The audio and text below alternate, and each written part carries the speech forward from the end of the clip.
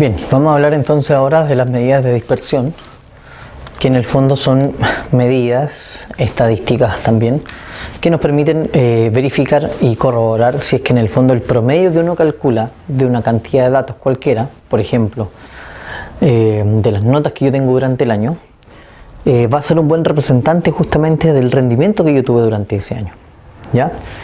Entonces, se supone que el promedio se parece bastante a las notas, ¿cierto? Cuando uno tiene unas notas relativamente parecidas, el promedio está dentro de esos valores. El problema surge cuando estas notas que yo tengo, o estos datos que yo tengo en general, son muy dispersos, y de ahí viene la palabra. Son muy distintos unos con otros. Por ejemplo, hay unos números muy pequeños y otros extremadamente grandes, entonces me voy a los extremos. En esos casos, si yo calculo el promedio, me va a dar como bueno, el promedio siempre da un valor más o menos central. Pero en estos casos, en donde los valores son muy extremos, el promedio resulta no ser un buen representante, ya no me sirve como una buena medida estadística. Entonces ahí ocupamos las que se llaman medidas de dispersión, para ver qué tan variado está esto con respecto al promedio, ¿ya? Estas tres medidas están basadas en torno al estudio del promedio, ¿ok? Entonces vamos a revisarlas rápidamente para ver cómo se calculan. Bueno, primero tenemos el caso del rango. El rango es la más fácil de calcular, porque en el fondo nos permite ver cuál es la diferencia que hay entre el valor más pequeño y el valor más grande de nuestra muestra. De esa forma yo puedo revisar qué tan amplia puede ser esta distancia que hay entre los valores extremos, entre el más chico y el más grande, ¿ya? Entonces se calcula simplemente tomando el más grande, tomando el más pequeño y restándolos, ¿ya? Con eso puedo ver cuál es la distancia que hay entre esos valores, ¿ya? Si esa distancia es mucha, lo más probable, como les decía, es que el promedio no sea un buen representante. Después tenemos la varianza. La varianza en el fondo, el cálculo es muy parecido al promedio, ¿ya? Sin embargo, se complica en una parte donde tenemos que elevar valores al cuadrado para poder eliminar la opción de que tengamos números negativos. Y además la unidad de medida se transforma en algo un poco extraño, de difícil comprensión. Entonces una vez que se calculó la varianza, para que ese dato sea más fácil de interpretar y de comprender también, uno le aplica a este valor lo que se llama la raíz cuadrada, y con eso aparece un nuevo dato que se llama la desviación estándar, que es mucho más fácil de entender y también de explicarle en el fondo a la gente qué significa este valor, ¿ya? A qué se refiere concretamente. Entonces lo que vamos a hacer es poner un ejemplo y vamos a calcular las medidas de dispersión.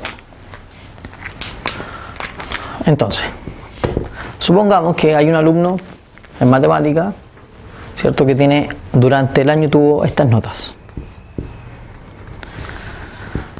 4.5, 2.5, 7, 6.5. Voy a hacerlo con valores enteros para que me dé un valor fácil de trabajar.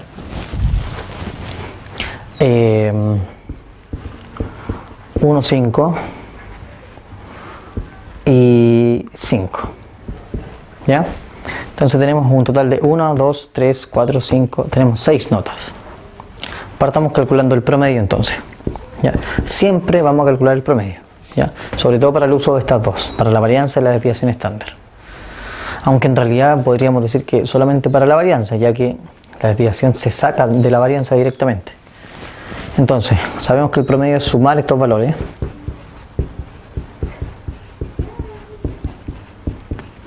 Vamos a hacer la suma para ver cuánto nos queda. Y vamos a dividir por la cantidad de notas que tenemos en este caso, que son 6. Tenemos 4, 5 y 2, 5 son 5, 7, 14, 20,5, 21, 22, 27. 27,0 dividido 6. Y eso nos va a dar, si hacemos la división, 4,5. ¿Ya? Ese va a ser nuestro promedio. Ok. No olvidemos el promedio. Tengámoslo ahí, 4,5. Ese es el promedio de notas que yo obtuve en esta asignatura durante el año, considerando que tuve esas notas. ¿Ya? Bueno, vamos a calcular primero el rango entonces. ¿ya? A veces le escriben formulitas. Vamos a tratar de escribir una fórmula. Es el mayor o el máximo de los valores que yo tengo disponibles de mis variables x, y menos el mínimo de mis valores x, y. Esos x, y representan a cualquiera de las notas, ¿ya? Entonces, en este caso, el máximo o el valor más grande de las notas que yo tengo acá disponibles es un 7. Y el menor es un 1,5. Hacemos la resta, ¿cierto? Y me queda 5,5. Ese es el rango. ¿Ok? Ese es el rango. Entonces la diferencia que hay entre la más grande y la más pequeña de las notas es un 5,5. Igual es una diferencia importante. ¿Ya? Tenemos el rango. Súper simple, una resta nada más, entre el mayor y el menor. Vamos a calcular lo siguiente. Y aquí nos vamos a detener un rato. Cuidado aquí con la parte, vamos a calcular la varianza ahora, y es importante que se aprendan un poco los pasos que yo uso para calcular. Y acabo de borrar las notas, ¿verdad? Voy a ver si me acuerdo. Tenemos 4,5, teníamos un 1,5, teníamos un 7, teníamos un 5, teníamos un 6,5, 3, 4, 5, y teníamos otra más, a ver. Habíamos dicho que el promedio nos dio 4,5, que la suma eran 27. 10, 11, 18, 23, 24, 5, 25, y teníamos un 2,5 creo que era. Ahí tenemos las notas, ¿cierto? 5, 10, 15, 20, 4, 10, 15, 22, 23, 27. Perfecto. Ya, esas son nuestras notas. Entonces ahora vamos a calcular la varianza. Entonces, para calcular la varianza uno hace el siguiente procedimiento. Vamos a tomar cada una de las notas de forma independiente. Yo lo voy a anotar aquí hacia abajo. Y a cada una de estas notas le vamos a restar el promedio. ¿Ya? Sí, vamos a restar el promedio a cada una de ellas. Ese es el primer paso. Tomar cada una de las notas y restarle el promedio. ¿Ya? Hacemos la resta. Si se fijan, en algunos casos van a quedar valores negativos.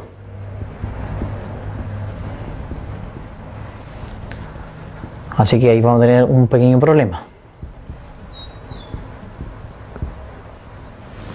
¿Ya? Entonces fíjense. Aquí me dio 0, menos 3, 3,5, 0,5, 2 y menos 2. El segundo paso, este es el primer paso. Tomar cada una de las notas, restarle el promedio. El segundo paso consiste en tomar estos valores que me dieron de las restas y elevarlos al cuadrado. O sea, elevarlos a 2 o multiplicarlos por sí mismos. Entonces aquí me da el 0 por 0, va a seguir siendo 0. Menos 3 por menos 3, eso me va a dar 9. Porque en el fondo gracias a hacer esto, al elevarlo al cuadrado, en el fondo elimino los números negativos. Eso es lo que uno quiere hacer. Por ejemplo, aquí me va a dar 4, 4, 0,5, 0,5 es 0,25, y 3,5 al cuadrado son 15, 17, 15, 9, 10. 1, 12,25. ¿Ya? Entonces, elevamos al cuadrado, ¿cierto? Primer paso, vuelvo a repetir, a cada una de las notas le restamos el promedio. Esos resultados, los que se obtuvieron de la resta, se elevan al cuadrado para eliminar valores negativos. Al elevar al cuadrado todos se transforman en positivos. El tercer paso es sumar todos estos valores que me dieron de haber elevado al cuadrado. O sea, sumar 0 más 9 más 12, 25 más 0, 25 más 4 más 4. Tenemos la suma nos va a dar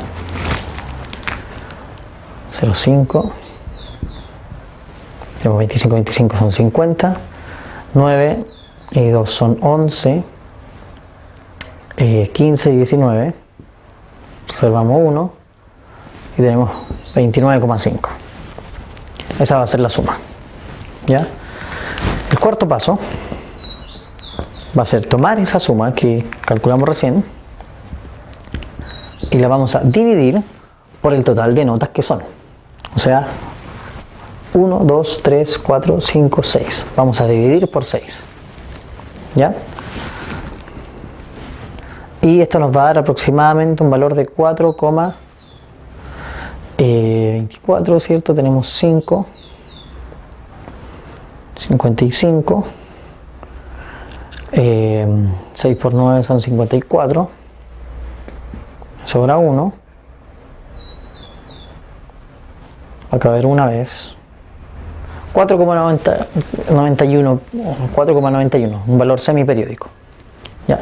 Ese valor no, entonces la varianza, que se le asigna una letra de este tipo, una cosa así medio extraña, una especie de R, la varianza en este caso con un 2, ¿ya? En este caso nos dio 4,91.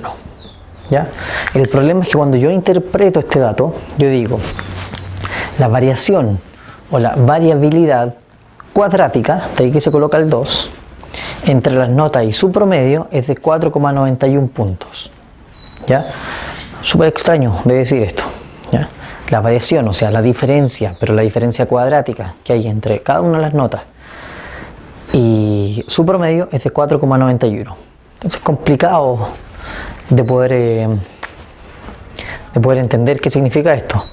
Por lo tanto, se hace necesario aplicar la que se llama desviación estándar. ¿Ya? Para sacar la desviación estándar necesito la varianza, porque en el fondo lo que voy a hacer es que a la varianza le vamos a sacar la raíz cuadrada y con eso vamos a obtener esa misma letra pero sin el 2. Entonces, a este 4,91, si nosotros le sacamos la raíz cuadrada, nos va a dar un valor aproximadamente de 2,2. ¿Ya? Estoy solamente aproximando, ¿ya? Es necesario ocupar calculadora quizá en algunos casos. Ahora, en el caso de la prueba, no, obviamente les van a dar valores enteros que no den con decimales como yo estoy trabajando acá. Y esto no va a ser necesario aplicar calculadora. Entonces, con esto es más fácil de interpretar ahora, porque yo digo, la variación ya no es cuadrática porque no está C2.